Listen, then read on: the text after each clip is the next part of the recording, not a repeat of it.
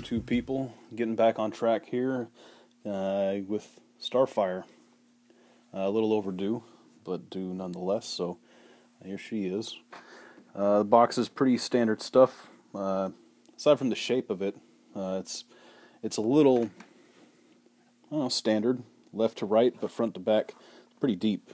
I'm guessing from the end of that rock to the front of her hairs. Covers quite a bit of space. Pretty typical Bishoujo box. Nothing extraordinary going on here, aside from maybe the shape. There is the description. And a look at Batwoman. Shinya's version. I don't know about Batwoman. It seems like her eyes are set a little high on that mask. Maybe her face is taller than I realize. I don't know, we'll have to get into that when that one's released. And there's this art on the top, the sides, the top. A couple of photos of her on the back like normal. And the bottom. Alright, pretty standard stuff. Let's go ahead and take a look, see what's inside. Okay, so here she is out of her box. I should probably start by saying that Starfire has a fairly serious problem in her design, and that is this guy here. Now, when you take Starfire out of the package, she will come with this little plastic piece in her foot. So this is, I'm imagining, supposed to add stability to the figure. It does the opposite. Just plugs in there, or that's where it is. There's no instructions or anything like that, so I don't think they assume that you're going to be pulling this out. But the problem is, when you put that in, she will not stand up. At least mine won't. I don't know if other people have been... I know at least a few other people have had this issue that I've seen post on Statue Forum, but this is, like, unacceptable. I don't know. I don't know. I'm not sure what they were thinking with this. I don't know if she's too front heavy or what. It really seems like the rock that she is on isn't heavy enough in the back. It's a little too front heavy, and the whole statue is a little too front heavy.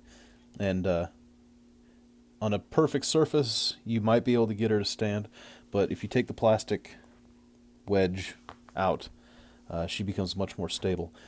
Not very. She's still unstable even without this thing. What I noticed is I set this down on a few different surfaces in my house to try to get a better idea of what exactly is going on with this. And this bottom part of the display is not perfectly level. These two, if this back end is touching the surface, the front end won't, and vice versa. So that's not even including the foot or that plastic stand. Just the rock itself doesn't sit like it should. And I can't really see a good reason why that should be. Seems like an oversight. So as a result, she kind of teeters a little bit. And it doesn't take much in order for her to tilt forward. Or backwards in that direction, for that matter.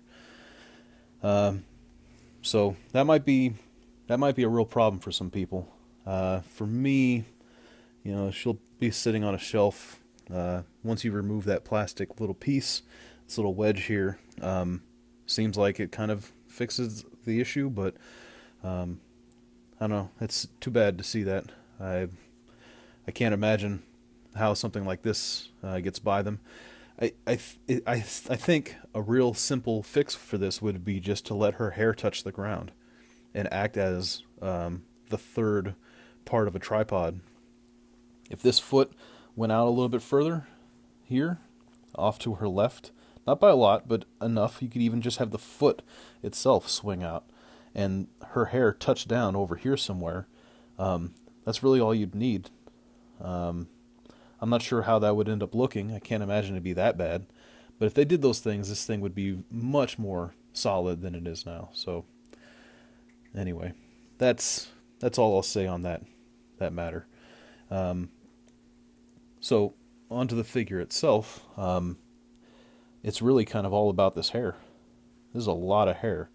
Definitely the most on a Bishoujo. I think, I don't know, I'm not sure who would have had the most before this. Maybe Miss Marvel or Poison Ivy. But, man, she's got a lot. And it's nice. It's done pretty well. It's made of the translucent plastic that they've been using. You can get an idea here with this one. You get this hopefully to focus maybe. Try something else here. And it's painted the whole way through, different shades of orange and yellow.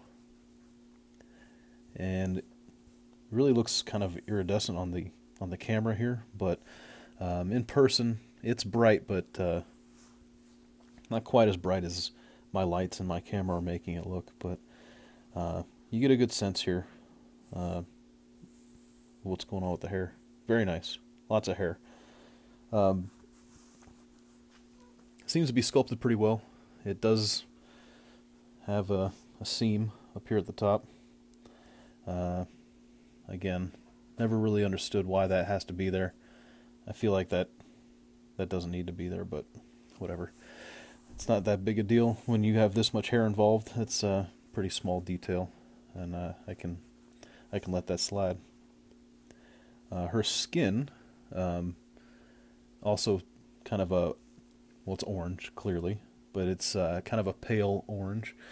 This is kind of the approach that they've used for pretty much all the Bishoujo. Any character with colored skin, you know, Christie, Storm, Mystique, Poison Ivy, they all have kind of a pale tone to them. And that's true here too. Kind of a pale orange, different shades here and there. A little brighter in areas here and like on her shoulders. Just a little lighter shade, which is nice, kind of gives it some depth. The purple really pops. It's kind of a nice contrast with the hair. Just going to do this a little bit here. It's very nice. It's metallic purple. It's got a nice finish. And the gems, I guess, they're gems. They're all painted really well, accurately. It's very clean, the ovals. Not all the paint is very clean. This is a little ticky-tack, but there's a line right here on the inside of her. It's not really shown up too well on camera. But in person, that seam that goes down the inside of her left side, it becomes much more pale around the stomach. Some of the orange paint from the stomach has kind of bled over onto that seam and doesn't really look all that great. See if I can get a better shot here. There you go. You can also see some of this purple coming through. I think what happened is, well, I'm not sure what happened, but what's going on there is some of that orange paint looks like something underneath it, maybe purple underneath, is starting to come through, and a little messed up. She also has a little speck on her abs right there. There's another speck here, there, and that stuff's like in the plastic. I'm not entirely sure how to get rid of that stuff, honestly. But it's a little messy, and I don't know, I feel like Kodo can do better than that. So, I don't know, not really sure what to say about that, but I wish it wasn't there. Those are, I think they focus on different areas. I've never had any of that stuff show up on a face. She's got a very pretty face. Not as pretty as some of the others, I don't think. I don't know, maybe it just comes down to a matter of personal taste, but I feel like this is a little, I don't know, a little plain, I guess. There's not much character to it, but again, I think this really comes down to a matter of taste. But for me, there's some of them that have, I don't know, a little more character than others, like the Psylocke, for instance, the newer X-Force Psylocke. That's, I think, still my favorite face on a Bishoujo. Although the Freddy and Jason look really good too. This kind of falls short of those in my opinion, but not bad. She's got the green eyes. They look pretty good. They've done well. The paint's in place. Eyebrows in the right position. She seems to have some kind of focal point somewhere in there. That looks pretty good. She does have this kind of I don't know, I'm not sure what to make of it, but she's got these little red bits of paint in the corners of her mouth. Not sure what that's about. They painted it a different color than the lips, so I'm not really sure what to. I'm not sure what that is. You can kind of see it there. I don't know. It's okay. Sitting on the shelf, that's not really a detail you notice. So you do notice the edge of the lips, so I guess maybe that's the point. If they make it red, it stood out. Not sure. So the paintwork on here is pretty good. A little bits of little messy parts here and there, but not bad. The pose is really, I don't know, interesting, I guess. I like this pose. This pose really kind of puts her assets into focus. Which, I don't know, some of the Bishoujo kind of skirt around a little bit. They kind of dance around it a little bit, but this one does not at all. And she has probably the meatiest caboose in the Bishoujo line, and I'm digging it. It's significant. But they got my number on this one. That's something else. But good on them. I don't know, I'm not a huge Starfire fan. I don't know a ton about her. But I'm more of a fan of this Bishoujo as a medium than this character. So if I get the opportunity to buy Bishoujo when they're released, I'll jump on it. And at least this one, even though I don't know much about the character, I can't really appreciate that aspect of it. Visually, it's very nice. The hair, the pose, the skin tone, the purple that kind of pops. It's nice. They seem, I don't know, it seems like this rock is a little less phallic than, I don't know, it seemed like it was in the past. I don't know if they changed it by much. But it looks fine to me. It's nothing crazy. Looks like a meteor. It's painted well too. You can see some of the detail here. Let me focus. Sculpted well, painted well. I dig it. I much prefer these bases, even though this one doesn't work out perfectly because of the instability. I still really prefer it over just one of the little black discs or, I don't know, the weird displays that they've done of late.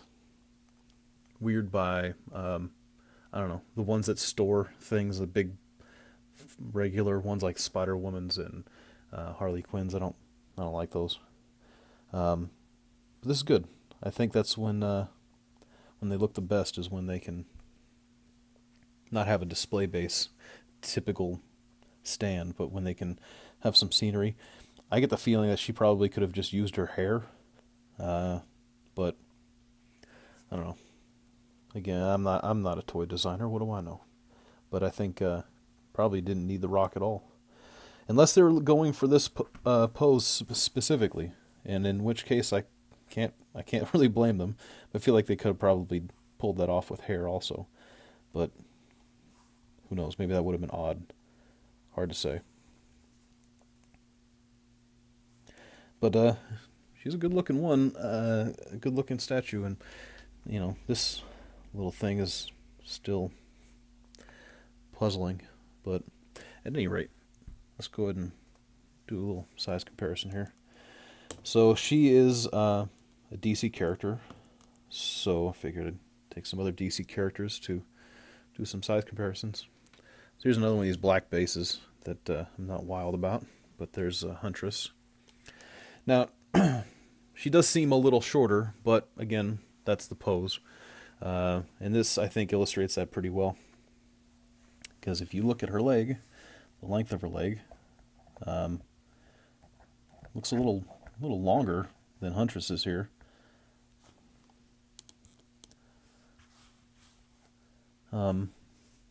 So scaled properly, but given the pose, she does have an overall shorter height than Huntress. You have Power Girl, also stands a little taller. And, I don't know, Wonder Woman. Why not? Figured these would be statues that you guys will probably have. If you're into the DC line, you probably have these guys. So, there's a look at them.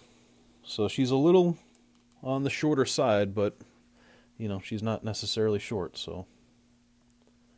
Very dynamic with the hair, though. I like it a lot. As far as the DC line goes, I think they did a pretty good job with this, and she's one of my new favorites.